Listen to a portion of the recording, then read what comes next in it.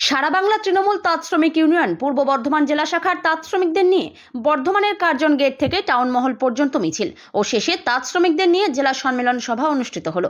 উপস্থিত ছিলেন মন্ত্রী স্বপন দেবনাথ, আইএনটিটিইউসির নেতৃত্ব, জেলার অন্যান্য বিধায়কগণ।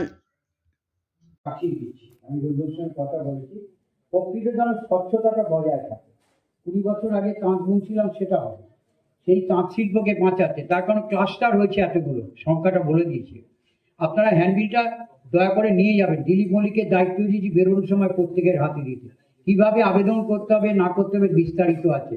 আর একটা সমস্যার কথা রবিবাবু বলেছেন, আমিও বর্ধমান জেলার পক্ষ থেকে মিতব্রতবাবুকে বলবো যে আমাদের বিভাগীয় দপ্তরের দৃষ্টি আকর্ষণ করবার জন্য। তার কারণ হ্যান্ডলুম অফিসারের সংখ্যা কম, যদি এটা হওয়া যায় ধারাই বাছাই কাজটা সম্পূর্ণ হবে। নাহলে তাঁত বুনছে না, দেখা যাবে এই মুহূর্তে এখন সবাই হাজার হাজার অ্যাপ্লিকেশন বলে আছে। নদিয়ার পরে বর্ধমানের পজিশন, তারপরে 10টা জেলাতে তাঁত আছে পশ্চিমবঙ্গে। প্রকৃত তাঁত যারা বোনেন তাদের করা হবে। এবার কাটোয়াতে একটা মেগা ক্লাস্টার হবে, কালনাতে একটা হবে।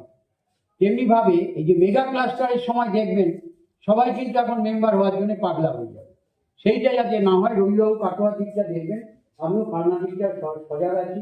কাটোয়াতেও একটা হাট হতে চলেছে, অত ইতিমধ্যে পূর্বস্থলীতে হাট হয়েছে, নবদ্বীপে হাট হয়েছে, উদয়নারায়ণপুরে হয়েছে, কাঁথিতে হাট হয়েছে। মমতাজি হাটগুলো করেছেন যাতে বিপণনটা হতে পারে। আর যেটা বলেন যে আপনারা আমাদের তাঁতের কাম নাই, কেনাকাটা নাই, তাহলে এত হাজার হাজার পিস অর্ডার দেওয়া হয়। হ্যান্ডলুম অফিস থেকে অর্ডার দেওয়া হয়, নদিয়াতে হয়, সব জায়গায় হয়। এমনি আমাদের তন্তুজ মারফত ব্যক্তিগত তাঁতিদের কাছ থেকে গুণগত মান নির্ধারণ করে আমরা কাপড় কিনি। তাহলে সে কাপড়গুলো আসে কোথা থেকে? তাহলে কেউ না কেউ বুনছে, সেটার হিসেব কিন্তু কেউ দেয় না। আর এই যে ইনসেন্টিভ স্কিমেতে আজকে যে ঋণ মুক্তি হতে কত বড় বিষয় বলুন তো। খোকন নিশ্চয়ই অনুভব করবেন, পরেশবাবু অনুভব করবেন। এই সেন্ট্রাল কোঅপারেটিভ ব্যাংকে বর্ধমান জেলার হিসেবটা হাতে দিয়েছি এই মুহূর্তে। ক্ষতিকারক প্লাস্টিকের ক্যারিব্যাগ বর্জনের নির্দেশ দিয়েছে সরকার। চারিদিকে চলছে সচেতনতামূলক প্রচার কর্মসূচি, রায়গঞ্জেও তার ব্যতিক্রম নেই। ক্ষতিকারক প্লাস্টিক পরিবেশকে চরমভাবে দূষিত করছে, এর থেকে নিস্তার চাই। তাহলে উপায় কি? চিন্তা নেই, রায়গঞ্জে চলে এসেছে বিকল্প ব্যবস্থা। সবার জন্য সুখবর, পশ্চিমবঙ্গ সরকারের অনুমোদনে আগামী সপ্তাহ থেকেই শহরে তৈরি হতে চলেছে পরিবেশ বান্ধব দূষণমুক্ত বিভিন্ন ধরনের বায়ো ক্যারিব্যাগ, যা অবশ্যই পচনশীল।